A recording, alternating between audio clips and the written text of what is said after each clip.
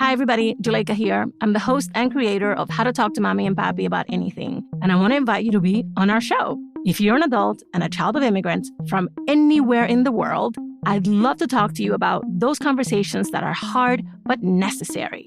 Things about politics, dating, career, parenting. Seriously, no topic is off limits. Send us an email at hello@talktomamipapi.com and let's get you on the show. That's hello@talktomamipapi.com. See you soon.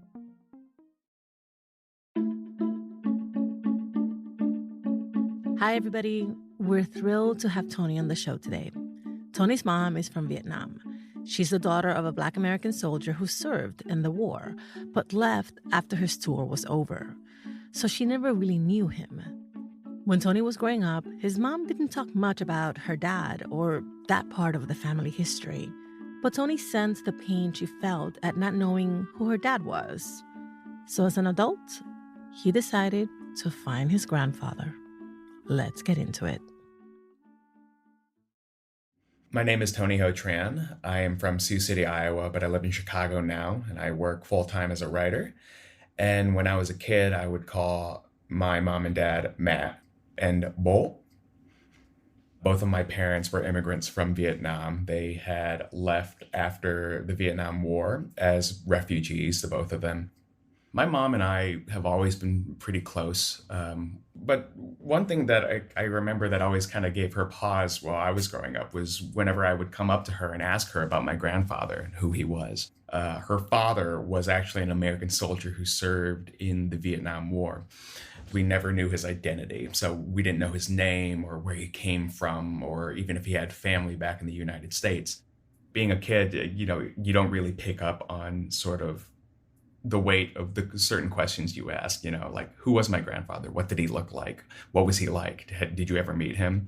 I realized way down the line that asking her those questions it was very kind of painful and traumatic for her because she, like me, she didn't know the answers either.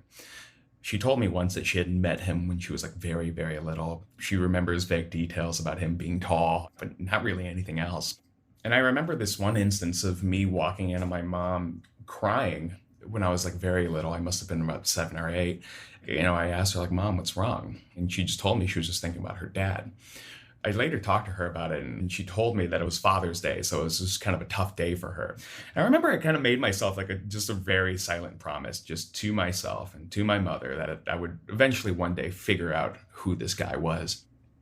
I must have been in college when I first heard about a company like 23andMe that was offering these genetic testing kits that you could just order online. And I called my mom and I told her about it. She was very skeptical. I really had no clue what I was doing. I took to Google, did a lot of research on there. I ended up finding all these groups of people who were trying to connect with their father or their grandfather or their relative who served in the Vietnam War. I really gave myself like a crash course also in genetic genealogy, how to construct a family tree on Ancestry.com, how to go through census records. And one of the most important things, obviously, was when the DNA testing kit results came back in, and I was able to realize like, oh, on top of being Vietnamese, I was also Black. A significant amount of my ancestors came from West Africa. And on top of that, it wasn't just that. It was also the fact that, oh, you also have relatives you can connect to. There was a guy who shared the most genetic data with me that I've ever had. And I was like, holy crap. His name was Clifton Brown. He was the half brother of my grandfather, Keith Brown. And he was like, yeah, good to meet you, nephew. I'm like, holy shit, like that's wild. He said that like Keith died back in 2013. That sucked, but the important thing is that I found him. And on one of these, an obituary website, they included a picture of him. And I remember looking at his face and trying to think like, does he look like me? Like, do I look like him? Does he look like Mom? It was the most surreal thing being able to see him for the first time.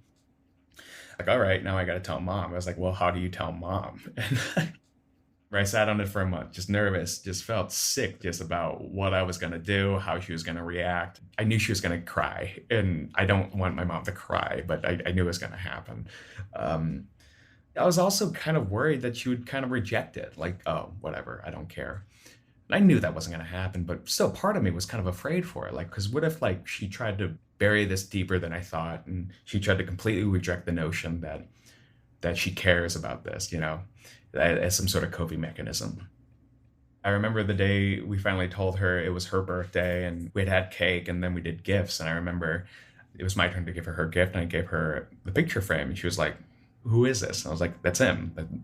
That's your dad."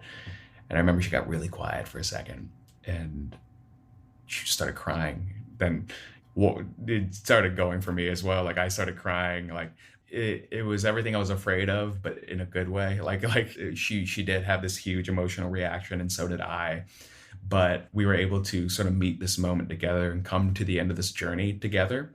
I think if I live for another 1,000 years, it'll still be like one of the best things that we've ever done. Vietnamese people, sometimes they set up altars, especially if they're Buddhists, to their ancestors. Like they'll put up pictures of them, and they'll put up fruits and stuff. My grandma's altar, when I came back, was this huge blown up picture of my grandfather. I remember I smiled. We were like, "Oh, I like your new decoration." She was like, "Yeah, you did this. Like you did this."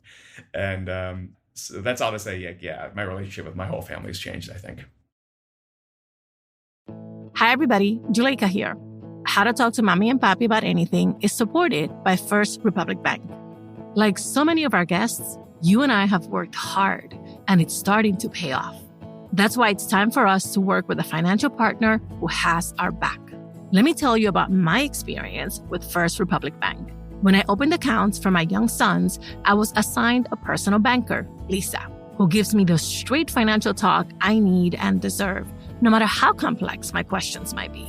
Whether you're ready for a mortgage or more sophisticated banking products, as a First Republic customer, you can connect with your personal banker by phone or email or in person. It's all part of First Republic's commitment to delivering extraordinary service every time. To learn more, visit firstrepublic.com. That's firstrepublic.com. Member FDIC, Equal Housing Lender. I'm Elian Sadigan from LBAN, the Latino Business Action Network. And I'm Juleyka Lantigua, LBAN alum and founder of LWC Studios. We invite you to join us on Scale, the Latino Business Story, the first podcast from LBAN. On Scale, we speak with Latino business leaders who've grown their companies well beyond $1 million in annual revenue to 10, 100, $1 billion. And they come ready to tell us how they did it. We actually started with one employee, which was me. They reflect and get real about the game-changing business lessons along the way. Integrity is built over time, and your reputation is valuable, so I've never lost sight of that. Follow and subscribe to Scale, the Latino business story, anywhere you get your podcast, and connect with LBAN on social at LBAN Strong.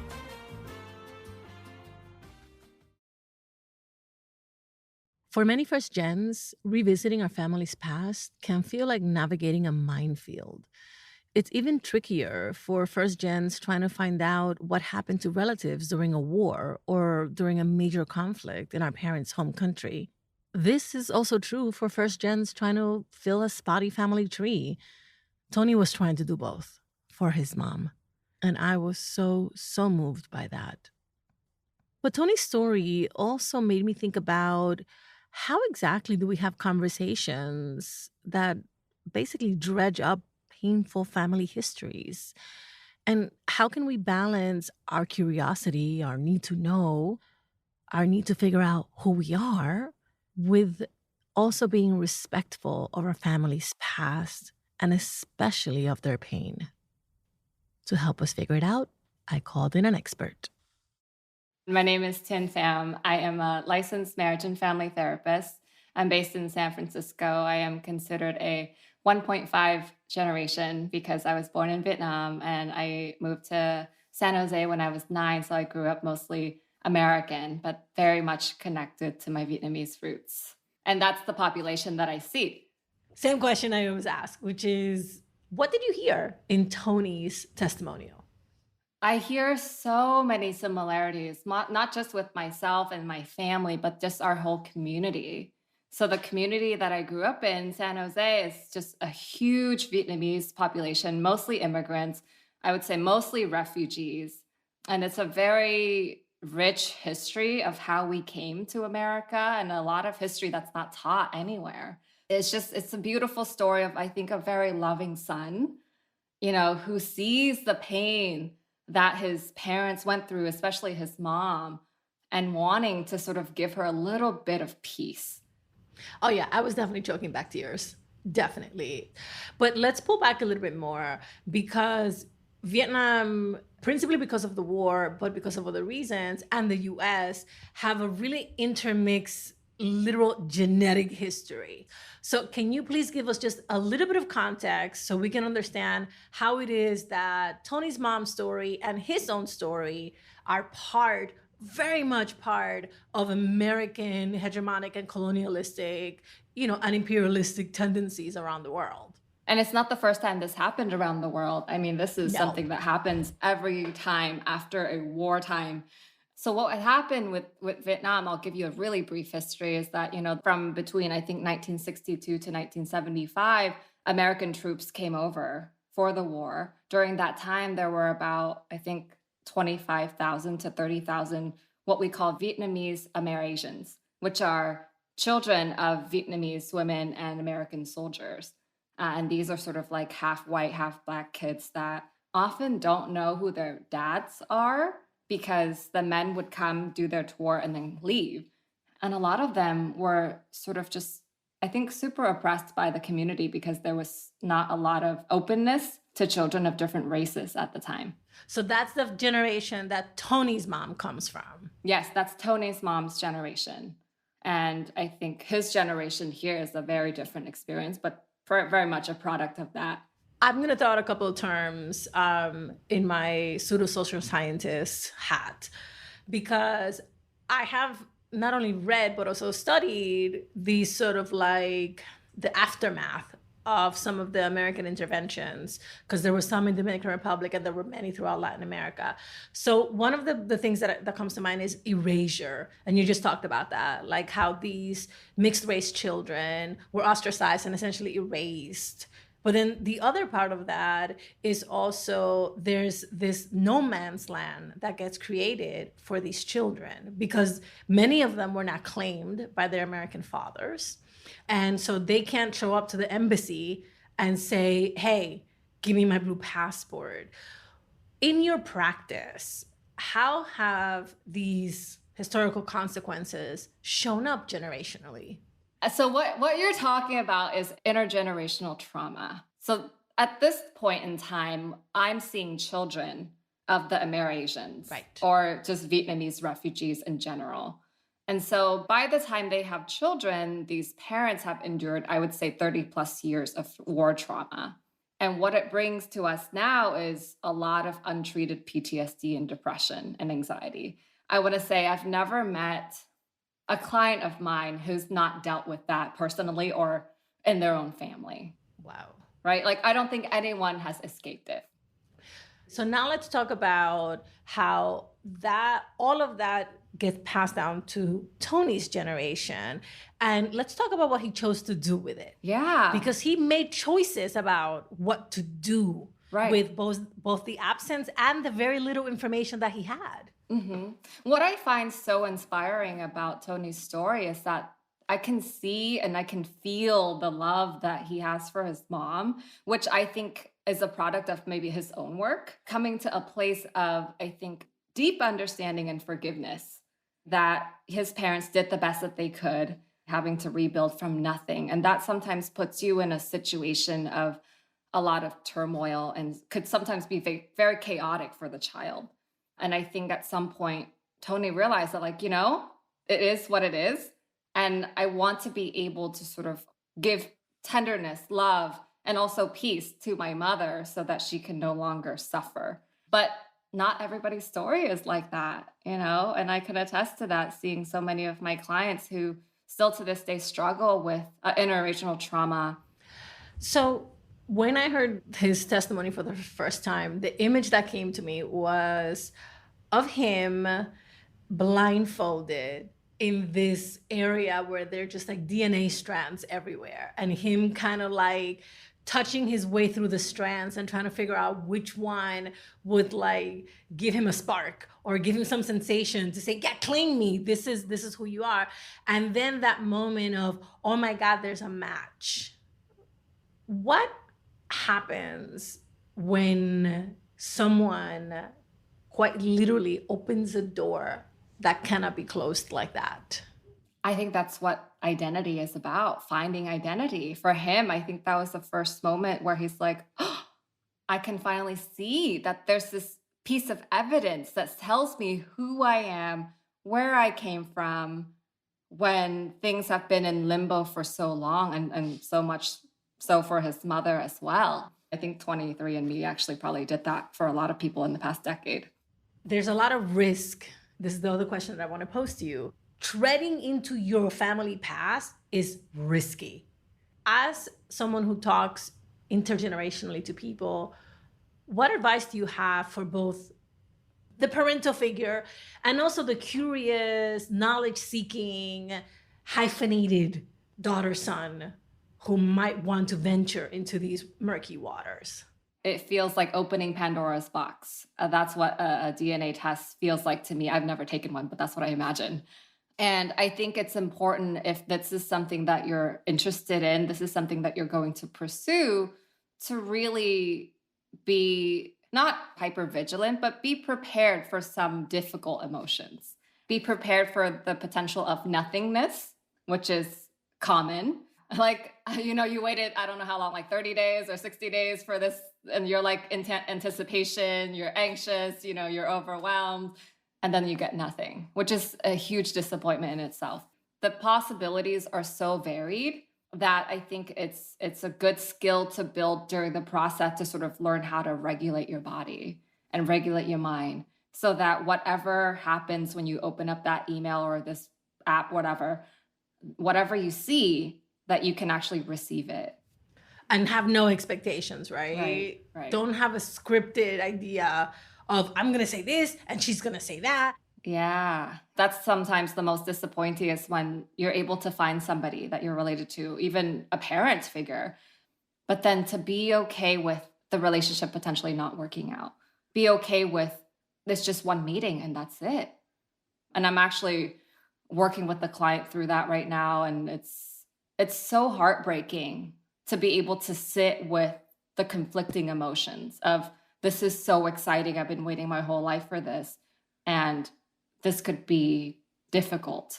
This could be not long lasting. So what does someone like Tony now do with this information? I'm imagining for Tony that the conversation is now going to be more open, right? Now that the picture of Grandpa is on the altar, I'm wondering if Tony would be open to then continuing the conversation. Hey, Mom, do you remember so-and-so way back when you were little? Yeah. Right? This is where those, I think, golden nuggets come out. And this is very common in Vietnamese culture of storytelling. And like when the moment's right, like when you're doing something and you're reminded of, oh yeah, I did this when I was little. And when I was little, so-and-so taught me how to do this. I'm going to ask you a couple questions about parental privacy, right? Like stuff that mom and dad don't want to share with you and it's none of your business. Stuff that you accidentally learn about and then you demand more explanation, more information, more context. And so when you are dealing with intergenerational trauma, as you do in your practice, what are some of your guidelines around parental privacy? You have to approach it with so much care and sensitivity because of the potential trauma, and complex trauma operates a little bit differently. It's trauma that is not just a one-time event. Intergenerationally, that's often the case. It's not just one event. It's multiple variables happening together. How do you approach parents who may feel protective, right, of one, their feelings, which I'm sure happens, and two, of the information that they know, whether they want to share it with you, whether they want to talk about it at all? My advice for that is you have to first build trust. Like any relationship, even if it's your parents, you have to let them know that like you're curious for your own, out of your own care and wanting support. And it's okay if you don't want to tell me everything. It's okay if you tell me stories in pieces. But we don't ever really push people who have been through trauma to share their story if they're not ready, because doing so would re-traumatize them. It would actually bring them back to the moment that they were traumatized, and that's not good for anybody. I'm going to just say very bluntly, what you perceive as your right to know is secondary to their right to protect themselves and their feelings. Mm-hmm. Yes. I think proceed with caution and tenderness is the best way. Any other words of advice for folks in Tony's shoes who might be considering a DNA test or a family genealogy or some way to fill a gap that they feel they have in their family history? I would encourage people to really talk to their parents. It's something that a lot of us struggle with just because of the generation gap and sometimes the language gap. But you'll find so much more information once the parents see that you're curious. It's almost like you kind of have to ask in order to know, because they're not just going to give you the information. Our culture doesn't necessarily share hurtful pain with, younger generations. And so it's like, if you're going to pursue the DNA path, also pursue the conversational path. Thank you so much. Oh my goodness. Thank you so much for inviting me. This is such an amazing thing to find out about your podcast. Oh, thank you. Please share it. We love it when our friends share us and then their friends want to come on the show and then we just keep making friends. Okay, here's what we learned from Thien. Anticipate uncertainty. When trying to learn about your family's past, be aware you may not get the answers you want. In fact, you may not get any answers at all. And even if you do get answers, things might not work out the way you thought they would. So be prepared to sit with difficult emotions and difficult information. Don't push. Be sensitive to your parents' traumatic experiences and respect their desire to protect themselves and their feelings. And remember, express your curiosity cautiously. Your family may not readily volunteer painful information, but if you ask with care and genuine interest, they may open up if and when they're ready.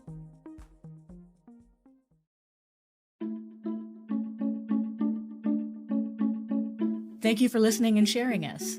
How to Talk to Mommy and Papí About Anything is an original production of LWC Studios. Virginia Lora is our show's producer. Kojin Tashiro is our mixer. Elizabeth Nakano mixed this episode. Manuela Bedoya is our marketing lead. And Juleyka Lantigua is the creator and host. I'm senior editor Monica Lopez. On Twitter and Instagram, we're at Talk to Mommy Papí. Bye, everybody. Same place next week.